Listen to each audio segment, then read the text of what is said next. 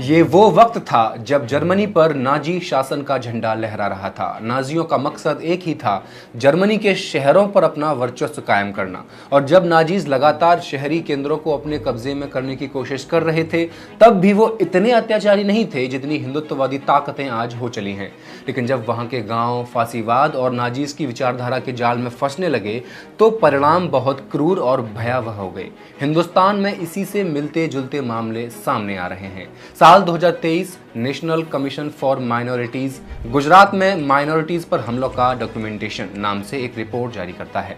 इस रिपोर्ट में हिंदुत्ववादी संगठन द्वारा मुसलमानों के खिलाफ चलाए जा रहे अभियानों को विस्तार से लिखा गया है। कैसे आरएसएस अब शहरों और कस्बों से होते हुए गांव में अपनी पकड़ मजबूत कर रहा है, कैसे जगह जगह अल्पसंख्यकों के साथ मारपीट हत्या की वारदातों को अंजाम दिया जा रहा है, कैसे उनकी जमीन संपत्ति को हड़प कर उन्हें पलायन के लिए मजबूर किया जा रहा है, कैसे उन्हें आर्थिक, सामाजिक और सांस्कृतिक रूप से अलग थलग किया जा रहा है। स्थिति ऐसी हो चली है कि लोग मर रहे हैं, थानों में एफआईआर नहीं लिखी जा रही है। पुलिस कार्रवाई के नाम पर इन लोगों को सुरक्षा छोड़िए, सुरक्षा का भरोसा तलक नहीं दे पा रही है। अब तक भारत में शहर ऐसी धार्मिक उन्माद के शिकार हुआ करते थे, मगर पिछले 10 सालों में अब गांव-गांव में हिंदुत्व समूहों के हमले साफ तौर पर देखे जाने लगे हैं। गांव में पनप रहे हिंदुत्ववादी संगठन कितने क्रूर और भयावह हो सकते हैं, कौन है इन सब के पीछे और मुसलमानों के लिए इस देश में रहना अब कैसे सुगम नहीं रह गया है। आइए जानते हैं फैक्ट्स एंड फिगर्स के इस एपिसोड में।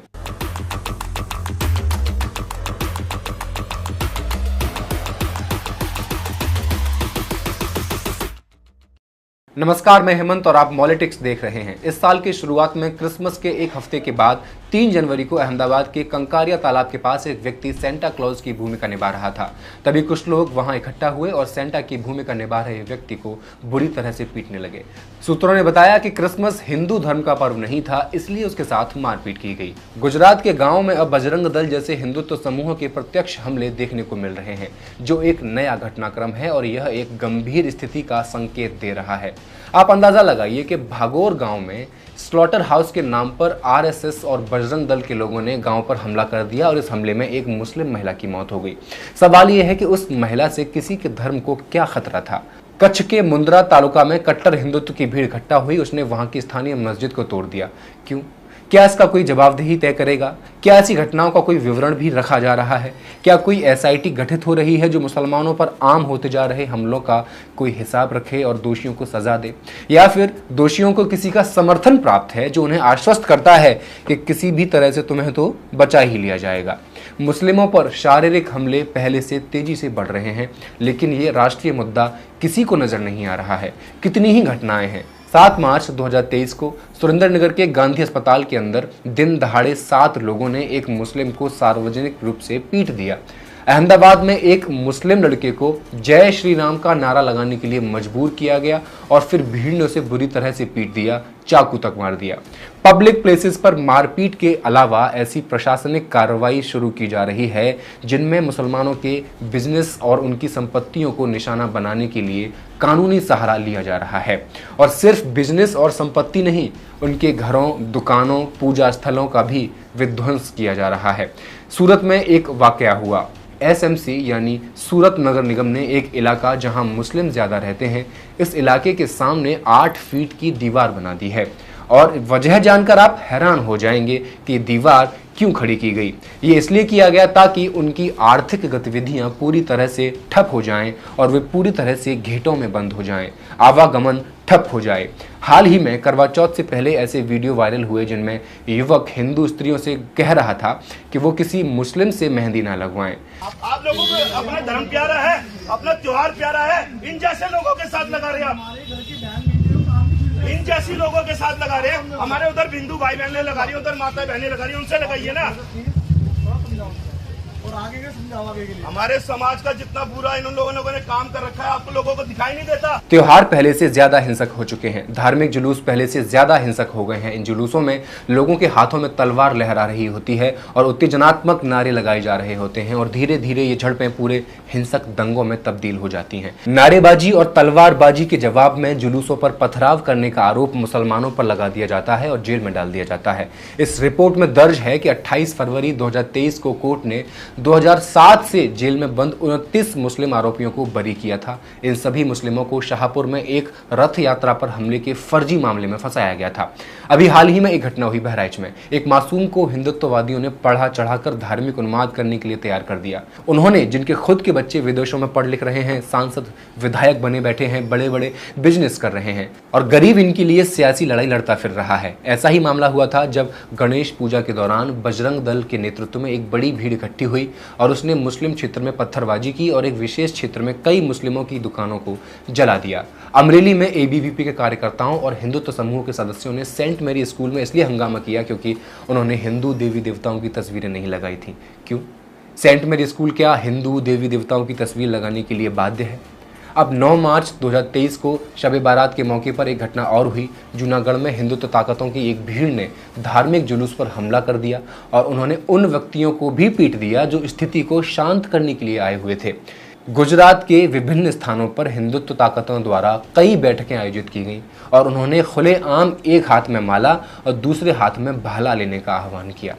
इस सबका स्पष्ट उद्देश्य मुस्लिम समुदाय को भड़काना ही तो है ताकि वे प्रतिक्रिया दें और फिर हिंदू समुदाय में पहले से ही बदनाम मुस्लिमों की छवि को और बदतर किया जा सके।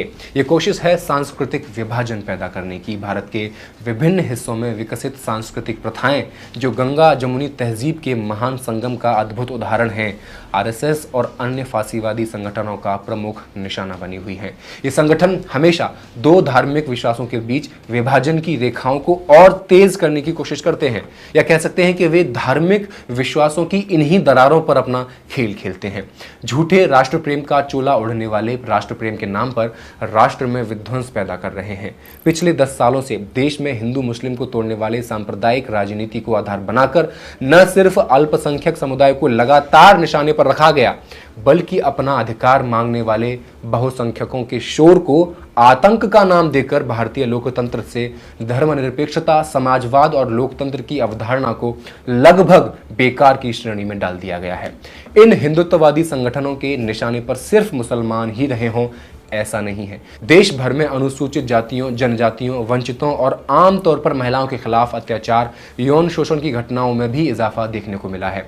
पहले सुप्रीम कोर्ट ने कहा एससी आरक्षण में सब क्लासिफिकेशन कर देना चाहिए, जिसका देश भर में काफी विरोध भी हुआ, लेकिन फिर भी हरियाणा में भाजपा सरकार बनते ही पहला निशाना उन्होंने एससी आरक्षण को बनाया है और एससी आरक्षण में सब क्लासिफिकेशन को लागू करने का ऐलान कर दिया है। शिक्षा, तर्क और ज्ञान विज्ञान के क्षेत्र में प्रगति की बजाय गाय, गोबर और गौमूत्र की महिमा को आम लोगों के द्वारा ही नहीं अपनाया जा रहा है, बल्कि बड़े बड़े एजुकेशनल इंस्टीट्यूट के प्रिंसिपल्स और साइंटिस्ट तक ने इसमें जमकर बढ़ावा दिया है। और इसका कारण है, क्या आपने कभी सोचा कि क्यों upper middle class, lower middle class, शिक्षक, डॉक्टर, वकील, ब्यूरोक्रेट्स का झुकाव दक्षिण पंथ की तरफ हो रहा है? इसका सिर्फ कारण एक है, पैसा, आर्थिक सुरक्षा। आर्थिक सुरक्षा हासिल करने के लिए ये लोग मोदी का गुणगान कर रहे हैं। इसके पीछे की वजह है नौकरी पर संकट। हर कोई अपनी नौकरी बचाना चाहता है। तो क्या हुआ, 4 बातें अगर सरकार की तारीफ में कर दी तो? अब मैं पूछना चाहता हूं, क्या बीजेपी के पास हिंदुत्व के अत्याचार के अलावा कोई और रास्ता नहीं बचा है? 9 अक्टूबर 2023 को विश्व हिंदू परिषद ने गुजरात में घोषणा की कि कोई भी लव जिहादी गरबा में प्रवेश नहीं कर सकता और उन्हें कैटरिंग का काम भी नहीं दिया जाना चाहिए। गरबा एक सांस्कृतिक नृत्य है जो भक्ति सूफी आंदोलन के माध्यम से विकसित हुआ है और वे इस नृत्य को धार्मिक आधार पर विभाजित करने की कोशिश कर रहे हैं। वडोदरा में कुछ छात्रों ने एमएस कॉलेज में एक मुस्लिम लड़की का वीडियो बनाया जब वो नमाज पढ़ रही थी और धार्मिक आधार पर प्रचार करने की कोशिश की। कट्टरपंथी प्रवीण तोगड़िया ने तो ये तक कहा कि करोड़ों महिलाएं हिंदू धर्म में वापस आने के लिए तैयार हैं, अब हम रिवर्स लव जिहाद करेंगे। यह हिंदुत्व ताकतों का नया तरीका है कि वे मुस्लिम को निशाना बनाने के लिए धार्मिक अवसरों का उपयोग अलग अलग तरीके से करते हैं, जैसे हरे झंडे हटाकर वहां भगवा झंडा लगाना, मस्जिद के सामने अश्लील और मुस्लिम विरोधी गाने बजाना, मुस्लिम समुदाय के लिए अपशब्दों का उपयोग करना और उन्हें प्रतिक्रिया देने के लिए उकसाना। और इसके बाद वे प्रचार करना शुरू कर देते हैं कि मुसलमान हर हिंदू त्योहार को निशाना बना रहे हैं। गोदी मीडिया द्वारा पूरे भारत में एक मीडिया अभियान शुरू किया जाता है ताकि हिंदू समाज के लिए मुसलमानों को राक्षस के रूप में पेश किया जा सके। अगर हम 1989 के ऐतिहासिक भागलपुर दंगे को याद करें तो उसी कार्यप्रणाली को शोभा यात्रा ने अपनाया था, जब वे मुस्लिम बहुल इलाके के सामने से गुजर रहे थे और नारे लगा रहे थे जैसे तेल लगाओ डावर का, नाम मिटा दो डैश डैश डैश। इसके बाद धार्मिक संघर्ष ने दंगे का रूप ले लिया। जब इतनी नफरत से भी काम नहीं चला तो न्यायिक और पुलिस कार्रवाइयों में अनदेखी शुरू कर दी गई है। नेशनल कमीशन फॉर माइनॉरिटीज़ की रिपोर्ट में न्यायिक और पुलिस कार्रवाइयों के उदाहरण भी सामने आए हैं, जहां अल्पसंख्यक समुदाय के खिलाफ हिंसा को रोकने में ढील देखी गई। सांप्रदायिक हमलों के जवाब में कुछ गिरफ्तारियां तो की गईं, लेकिन कई आरोपियों को सबूतों की कमी के कारण रिहा कर दिया गया या उन्हें दोषी नहीं पाया गया। जैसे गुजरात हाईकोर्ट ने चिकन काटने की प्रथा को अवैध रूप से बंद करने के मामले में सरकार को नोटिस जारी कर दिया।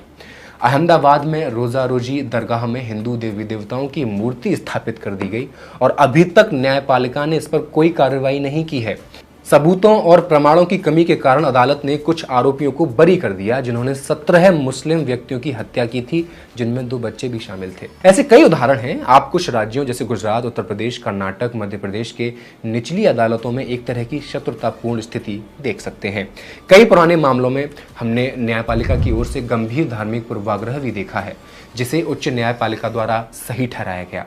इस रिपोर्ट में लिखा है कि अल्पसंख्यक समुदायों को आर्थिक बहिष्कार, धार्मिक प्रथाओं पर प्रतिबंध और बढ़ती सामाजिक अलगाव का सामना करना पड़ा। इसमें भेदभावपूर्ण नीतियों पर भी चर्चा की गई है, जैसे कि अल्पसंख्यक छात्रों के लिए शिक्षा तक पहुंच से इनकार। इसका जीता जागता उदाहरण यह है कि आप छात्रों को मिलने वाली किसी भी प्रकार की स्कॉलरशिप की लिस्ट देखेंगे तो उसमें मुसलमानों के नाम ढूंढने के लिए आपको बेहद मशक्कत करनी पड़ सकती है। इन सब के अलावा अवैध अतिक्रमण के नाम पर स्थानीय प्रशासन द्वारा 5 मस्जिदों को ध्वस्त कर दिया गया और इस मामले की जांच अभी बाकी है। गुजरात पुलिस का अल्पसंख्यक आबादी के खिलाफ ह्यूमन राइट्स के उल्लंघन का एक इतिहास रहा है, जो अभी भी जारी है। दिसंबर 2023 में कच्छ जिले से एक बहुत ही दिलचस्प घटना सामने आई। इसमें एक मुस्लिम लड़के ने उच्च न्यायालय का दरवाजा खटखटाया क्योंकि पुलिस उसे इस्लाम धर्म स्वीकार करने में बाधा डाल रही थी और उसे धमकाया जा रहा था। इसने संविधान के उस सतही दावे को उजागर कर दिया कि प्रशासन किसी भी जाति, पंथ, धर्म आदि के प्रति निष्पक्ष है। भारत में ऐसी जगह खोजना मुश्किल है जहां पुलिस या कोई प्रशासनिक व्यवस्था अपने सामंती प्रभावों से मुक्त होकर निष्पक्ष काम कर रही हो। द्वारका जिले में हर्षद बंदरगाह के पास मुस्लिम मछुआरों के कई घरों को अवैध निर्माण के नाम पर अधिकारियों के आदेश से ध्वस्त कर दिया गया। इस विध्वंस के कारण 2000 से अधिक मुस्लिम मछुआरे अब बिना आश्रय के सड़कों पर हैं। अगले दिन विध्वंस की प्रक्रिया जारी रही और जब अधिकारियों ने मस्जिद को चुनिंदा रूप से ध्वस्त कर दिया लेकिन पास के हिंदू मंदिरों को नहीं छुआ, तो धार्मिक पूर्वाग्रह स्पष्ट रूप से सामने आ गया। रिपोर्ट का डेटा गुजरात में अल्पसंख्यकों के खिलाफ एक क्रूर तस्वीर स्पष्ट रूप से पेश कर रहा है। गुजरात में धार्मिक अत्याचारों का एक लंबा इतिहास है और निचली न्यायपालिका के निरंतर समर्थन ने इसे और भी खराब बना दिया है। आरएसएस और तमाम हिंदूवादी संगठनों की रणनीति पूरे भारत में कमोबेश एक जैसी है, लेकिन ग्रामीण क्षेत्रों में इसे गहराई तक ले जाना और ग्रामीण जनसमूहों के बीच गहरी खाई पैदा करना भयावह हो सकता है। धन्यवाद।